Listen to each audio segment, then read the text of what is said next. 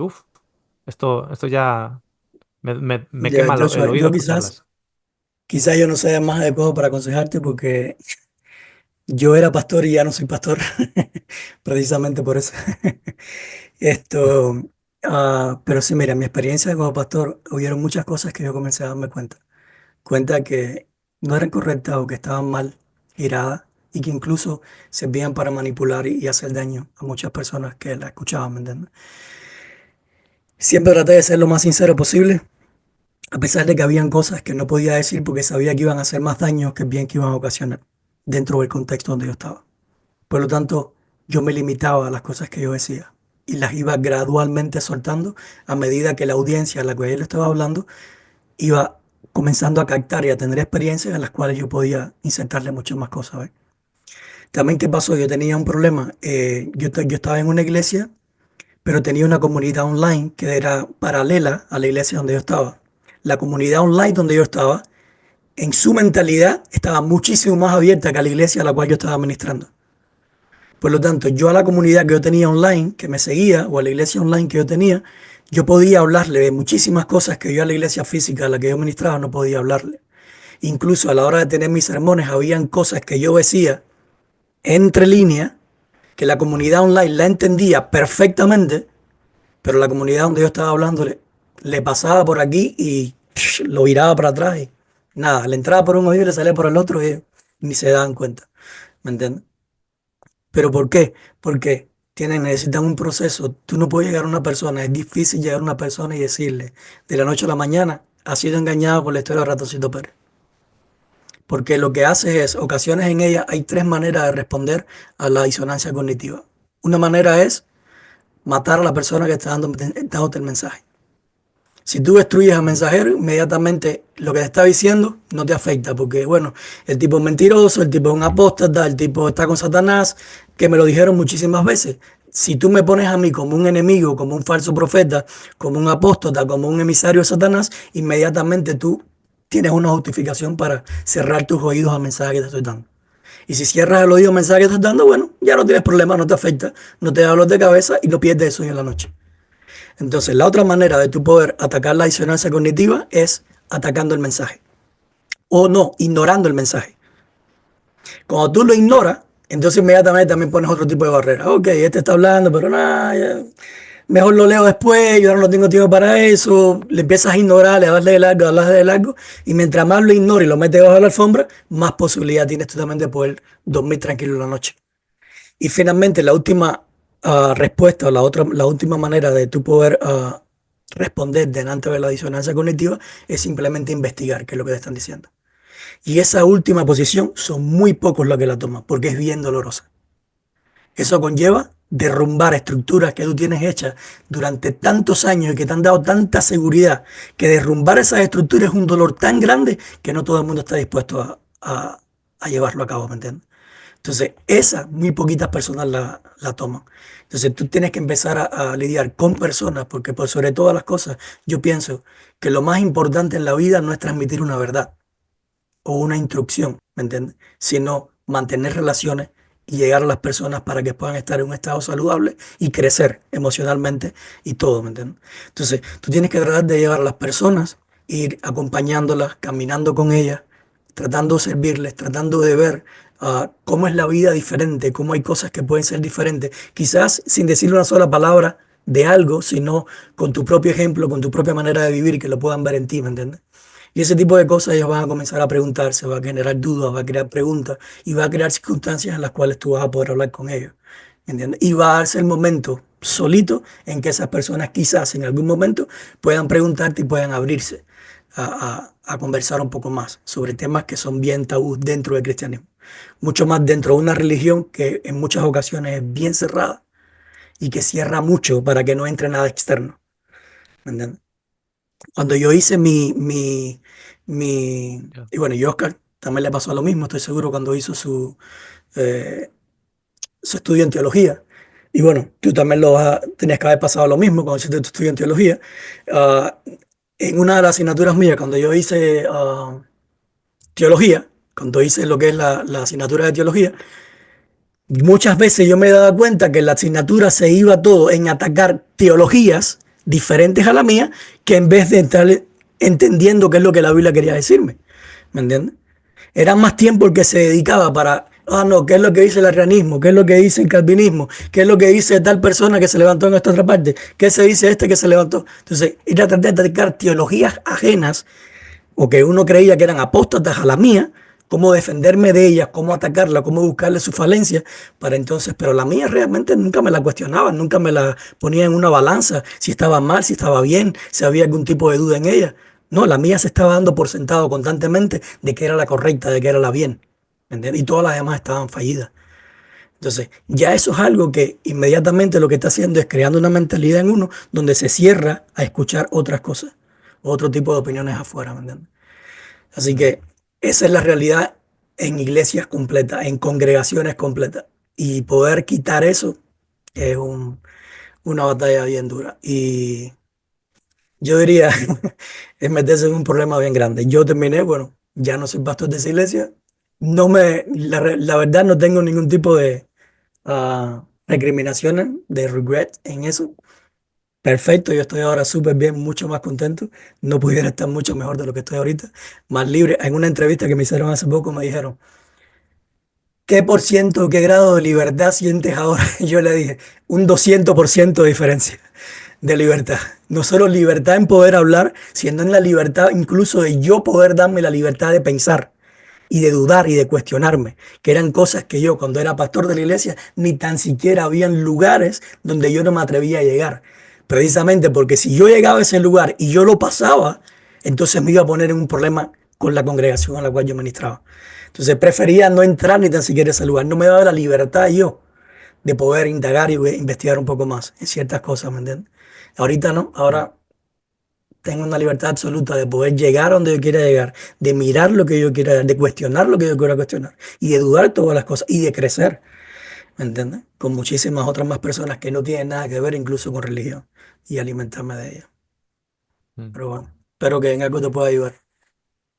En mi caso añadiría lo siguiente, o sea, ni Alex ni yo hemos sido exentos de una disonancia cognitiva. O sea, Mm. si yo en su día decidí estudiar teología, etcétera, etcétera, fue porque estaba convencido. O sea, yo no iba en contra de... Yo no estaba yendo en contra de mi conciencia o en contra de lo que a ese día yo creía.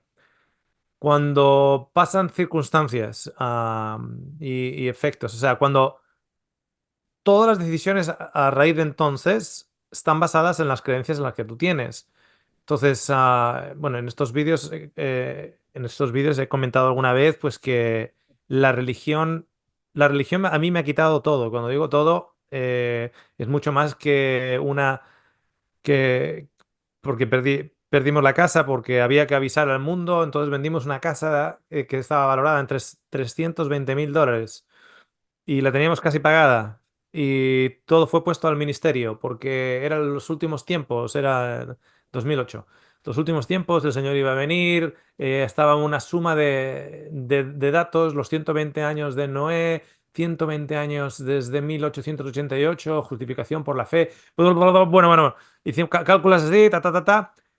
320.000 dólares. Entonces, cuando yo digo la religión me ha quitado todo, hay gente que cree que, me estoy refiriendo a que me entré en bancarrota, básicamente. O sea, hasta hace poquito que me he podido recuperar. O recuperar, a ver, que no estoy con el agua al cuello. Y la gente cree que es eso, que es, bueno, cuando digo que la religión me ha quitado todo, no, pero la religión me ha quitado mucho más que eso. Eso es simplemente un dinero que se va y viene, etcétera. Me quitó mucho. Dios me ha dado más de lo que merezco, pero la religión me ha quitado todo. Ahora bien, según tú vas a...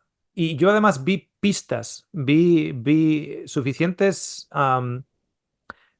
detalles durante mi carrera de teología aquí en la Universidad de Avondale, porque Australia es muy liberal, si podemos usar ese término. Entonces, muchos de los profesores decían cosas, pero yo en mi fariseísmo me peleaba con los profesores, ¿por qué están aquí si no creen el mensaje, etcétera? O sea, yo era un fariseo, fariseo, desde el 2004 hasta el 2000, a finales del 2009, o sea, yo era el fariseo por excelencia, vamos, o sea, como muchos otros. Pero mirando para atrás me doy cuenta que esos profesores en realidad que trataban de ayudar. Pero yo me oponía a ello, porque no estaba en esa situación. ¿Qué ocurre? Que luego la vida te pega golpes. Lo de la casa fue uno de ellos, pero ha habido golpes más grandes que, que el desencanto de la religión ha causado. Entonces, la disonancia cognitiva fue grande. Ahora, también te digo una cosa. Yo con 17 años, yo era un libertario, o sea, yo crecí como católico, bautizado como católico porque todos los... y hicimos la primera comunión porque todos en el colegio, los de tu clase, los de tu año, son los mismos que en la foto de la comunión. Todos los del colegio están ahí. O sea, es cultural. Yo hice la primera comunión, ya no hice más, ya no volví más a la iglesia. Ah, el Che Guevara, la Revolución Cubana, liberación para Cuba, etcétera, con 16 años, como vasco, interpretando que eso era similar al conflicto vasco con España, etcétera, etcétera. Y yo llego aquí a Australia con 20 para 21 años, conozco a mi esposa, el amor de mi vida, en una discoteca. Ella bailando en las plataformas.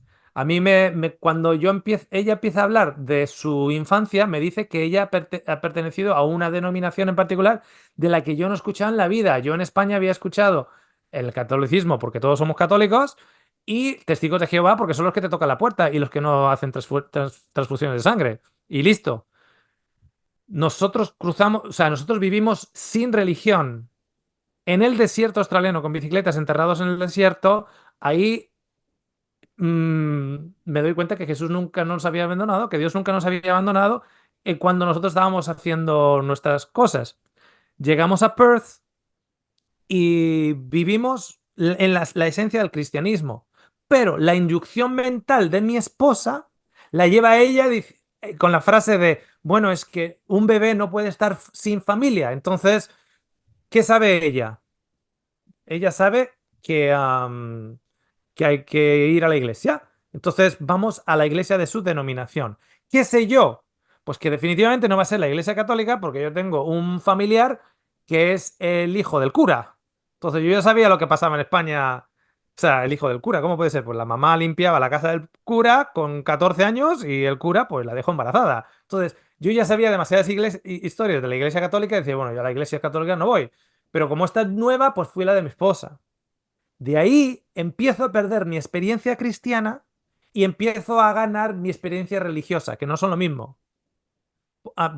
Y hasta que llega esta cima del fariseísmo en mí, que va creciendo el 2004 y finalmente se rompe, colapsa en el 2009 y en el 2010 es como que ando como zombie, totalmente como zombie. No sé qué hacer porque tengo un montón de cosas, ideas y empiezo a decir, "Puh", y esa decisión. Y luego me doy cuenta que nunca tendría que haber dejado la ciudad de Perth, que nunca tendría que haberme deshecho de la casa, que por qué traje a toda mi familia, los niños pequeñitos, para estudiar teología, qué pérdida de tiempo, qué tal. Claro, te empiezas a cuestionar, te empiezas a dañar a ti mismo, te empiezas a acusar que pérdida de tiempo, que pierde de dinero, que pierde pérdida de tal, que etcétera. Y te empiezas a hacer daño. Bueno, todo eso con alguien que desde el 2004 al 2009 fue extrafariseo. Imagínate una persona que ha nacido en la iglesia. Yo lo único que veo es que mi experiencia religiosa es un paréntesis a mi crecimiento y reconectarme nuevamente, pues cuando tenía 23, 24 años, reconectarme nuevamente. Hubo un periodo X que me ha servido también de aprendizaje, pero que ha causado una pausa de mi identidad, de mi personalidad, etcétera, porque yo era más enojón cuando yo nunca era enojón. Yo siempre era una persona muy positiva, una persona muy... Pero dentro del fariseísmo, como todo es pecado, pues vives bajo tensión continuamente, vives alterado continuamente. Entonces era más enojón, veía demonios por todos los lados, estaba conduciendo por Sydney y yo veía demonios colgados de los semáforos. Ah, esta ciudad es como Babilonia, etcétera, por esa condición. Pero para mí eso solo ocurrió por 5 o 6 años. El que ha nacido en la iglesia, o sea, es como que a mí me digas que no sea yo español. que no puedo. Es como que le digas a Alex, por mucho que esté en Estados Unidos, que no es cubano. El que ha nacido en la iglesia, en una denominación particular, la disonancia cognitiva es robarle toda la identidad. A mí me quita la religión y no me ha robado la identidad. Porque yo tengo muchos años fuera de la religión, tanto antes y después. Pero al que ha vivido, ha mamado todo solo en la religión, todos sus amigos son dentro de la religión. Han ido al colegio de la denominación de la religión, a la universidad de la denominación de la y trabajan en una compañía donde todos son de la misma religión. No hay vida fuera de esa religión. Entonces, la disonancia cognitiva significa un impacto tremendo. O sea, le estás quitando la identidad a esa persona. La religión no me quitó, me robó, me pausó, me congeló mi identidad por 6 años, por 5 o 6 años, me la congeló. Pero cuando el calor del amor de Dios derritió ese hielo, mi personalidad volvió a florecer y seguimos adelante. ¿No entiendes? Eh, pero yo simpatizo todavía más para aquellos que desde pequeñitos han estado en esa religión. Esta chica de la que he hablado, que lleva 5 años en terapia, esa chica es desde niña, con una persona en la casa, con un pastor en la casa que es súper estricto, con una religión súper estricta, y lleva 5 años de terapia la chica. 5, de adulta ya. Entonces, claro, porque ella se está conociendo ahora. Con 28, 29 años se está conociendo ahora. Y eso tiene que ser muy, muy duro. La otra cosa también es lo siguiente. Muchas personas, muchísimas personas que han crecido dentro de una religión y han llegado al adulto dentro de esa religión, en muchos, no digo que sea tu caso, Joshua, ¿ok? Pero en muchas situaciones no saben lo que es la verdadera amistad, que esto es muy fuerte. Que esto es muy fuerte, no saber lo que es la verdadera amistad. ¿A qué me refiero con ello? La amistad dentro de un contexto religioso es ficticia, porque es una amistad basada en algo que es común. ¿Qué es lo común? La religión. La religión es lo que te une a caracteres que fuera de la religión tú ni siquiera serías amigo de ellos. Vamos a invitar a la gente de iglesia a la casa. Y los invitas a la casa y comes con ellos y te ríes con ellos, pero porque son gente de la iglesia.